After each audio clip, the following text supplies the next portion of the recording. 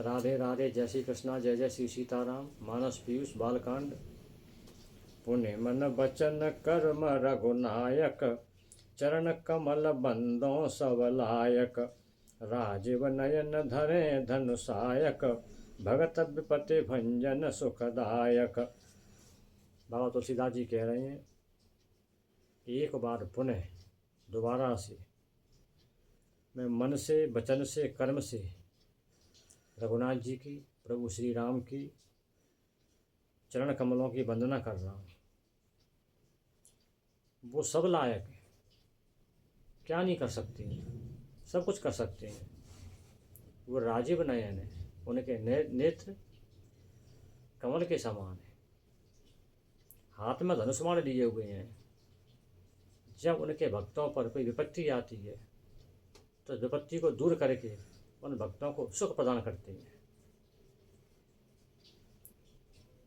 मन से, वचन से, कर्म से, मन से वंदना कर रहे हैं महाराज, मतलब मन में स्मरण करते हैं प्रभु श्री राम का कि मेरे श्री राम प्रभु कैसे हैं, मानसिक सेवा करते रहते हैं।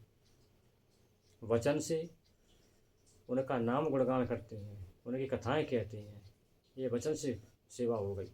कर्म से ठाकुर जी को नहलाते हैं, उनको वस्त्र पहनाते हैं, उनका भोग लगाते हैं, ये कर्म से पूजा हो गई। तीनों प्रकार से पूजा कर रहे हैं। अब यहाँ राजीव नयन क्यों लिखा बाबा ने, कि जो राजीव नाम का कमल होता है वो लाल रंग का होता है। तो भगवान श्री राम के नेत्र इस समय लाल रंग के हैं, नेत्रों में थोड़ी लालिमा छा रही है। क्यों? कि धनुष्मान हाथों में लिए हुए हैं ना, इसलिए नेत्रों में लालिमा छा रही है थोड़ी सी। राजीव कमल जैसे नेत्र हैं उनके, पुंडरीकाक्ष नहीं है, शांत भाव नेत्र नहीं है। क्यों?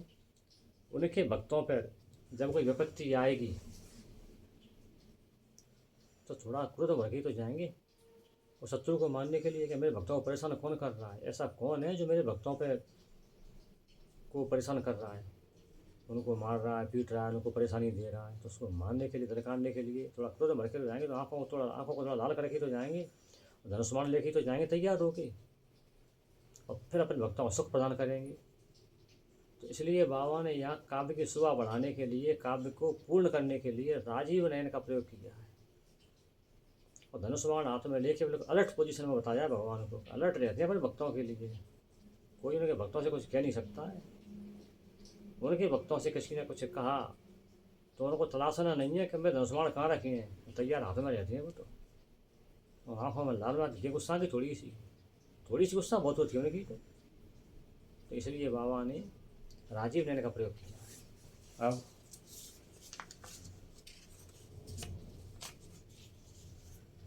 गिरा अर्थ जल बीच सम, कहियत भिन्न न भिन्न। बंदों सीता राम पद, जिन्हि परम प्रिय खिन्न।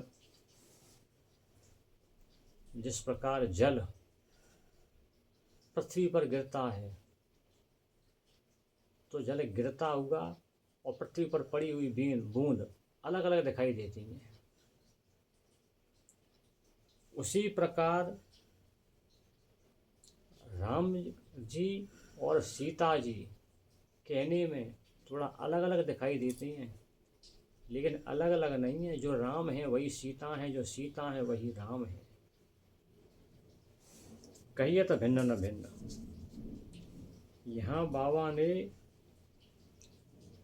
कहिए तो भिन्न न भिन्न कह के दोनों शब्दों को सार्थक कर दिया है।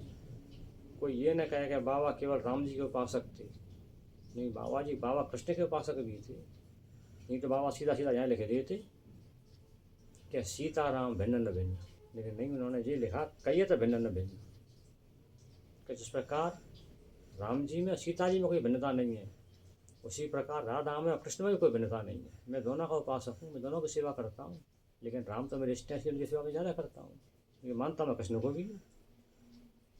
बंदों सीता राम पद, जिन्हें परम प्रिय खिन्न।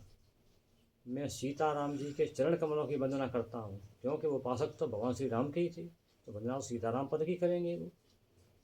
जिन्हें परम प्रिय खिन्न, जिन्हें खिन्न यानी जो परेशान हैं, दीन हैं, दुखी हैं, वो उनको सबसे ज़्यादा प्रिय है। कैसे खिन्न? उनके भक्त किसी चीज़ की कामना करते ही नहीं हैं। उनको न पैसा चाहिए, न मकान चाहिए, न कपड़े चाहिए, न प्रतिष्ठा, कुछ नहीं चाहिए।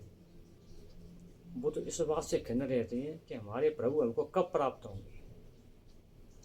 आर्त भाव से, दुखी भाव से अपने प्रभु की वंदना करते हैं, प्रभु की सेवा करते हैं, सबरी मैया की तरह एकाट्य भाव से कि हमारे प्रभु हमको कब प्राप्त होंगे। बस ये खिन्नता है उनके मन में, ये उनके मन में दीनता है कि जल्दी से हमारे प्रभु का दर्शन हो जाए, हमारे भगवान राम हमको जल्दी से प्राप्त हो जाए, हमको देखने को मिल जाए। तो ऐसे भक्त जो बिल्कुल एक निष्ठ हैं, सिवाय उनके किसी को चाहते ही नहीं है, उनको ही चाहते हैं, उनको कुछ भी नहीं चाहिए, ऐसे खिन्न, ऐसे दीन दुखियों की सहायता करने के लिए तत्पर रहती हैं। सीता मैया के बाएं पैर में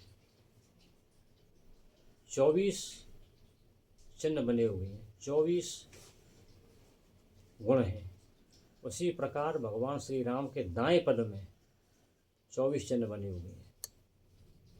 तो इससे क्या सिद्ध होता है कि माता सीता और प्रभु श्री राम एक हैं, दोनों एकाकार हैं।